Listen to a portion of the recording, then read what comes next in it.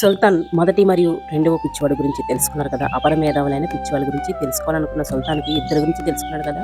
ఇప్పుడు మూడో పిచ్చివాడి దగ్గరికి వెళ్ళి చెప్పయ్యా ఏమిటి నీ స్టోరీ అని చెప్పేసి సుల్తాన్ అడిగాడు.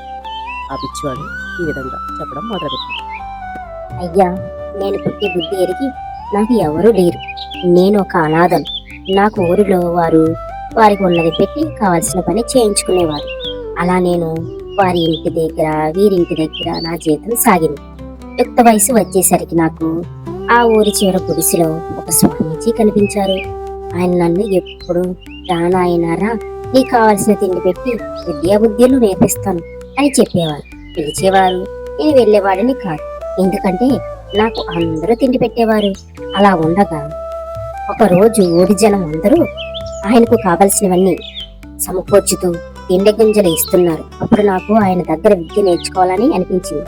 అదే విధంగా ఆయన దగ్గర శుభ్రంగా తింటా హాయిగా ఉండవచ్చు.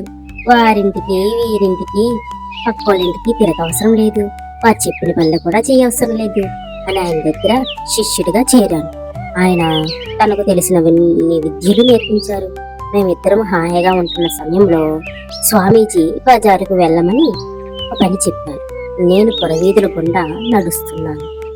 నా ఎదురుగుంటా కొంతమంది అమ్మాయిల గుంపు, వారితో రాజసైన్యం నా ఎదురుగుంటా నడుస్తూ వస్తున్నారు.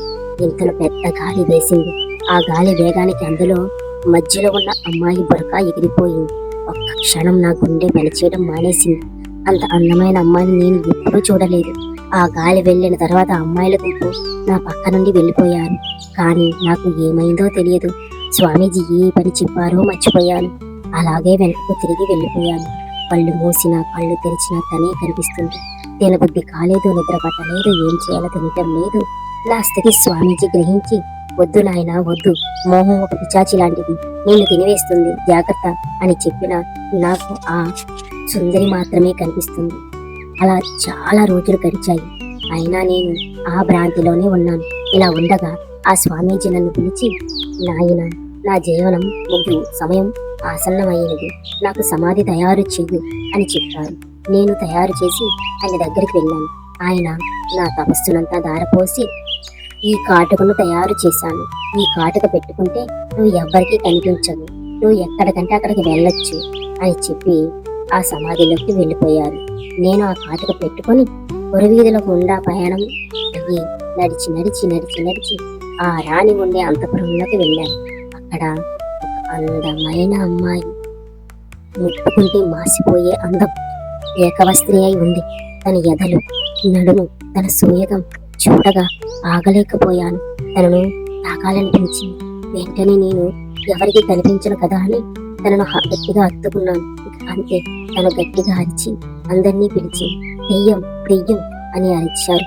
అయినా నేను అక్కడే ఉంటూ అన్ని చూస్తూ సంతోషించేవాడిని. ఒకరోజు నా చిలికెత్తే మిరపకాయల పొగ వేసింది. ఆ పొగకి నా కళ్ళు మండడం మొదలుపెట్టాయి.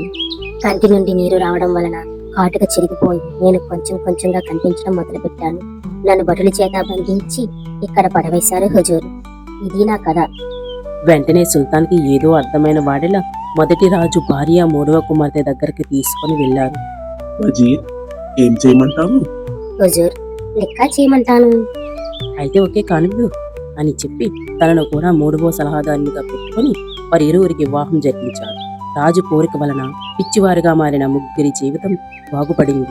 రాజుకు చాలా జ్ఞానోదయం అయ్యింది. ఏమిటంటే, ఒక మగవాడు ఏ విధంగా తయారైనా దానికి కారణం ఆడవారి అని జ్ఞానోదయం అయ్యింది సుల్తాన్కి. రాజు కోరిక వలన పిచ్చివారుగా మారిన ముగ్గురు మంచివారు అయ్యారు. కానీ రాజుకి చాలా జ్ఞానోదయం అయింది సుల్తాన్కి. ఎందుకంటే ఒక మగవాడు ఏ విధంగా మారినా దానికి కారణం ఆడవారే.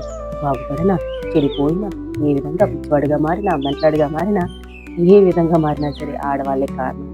రాజుకి బాగా జ్ఞానోదయం అయింది.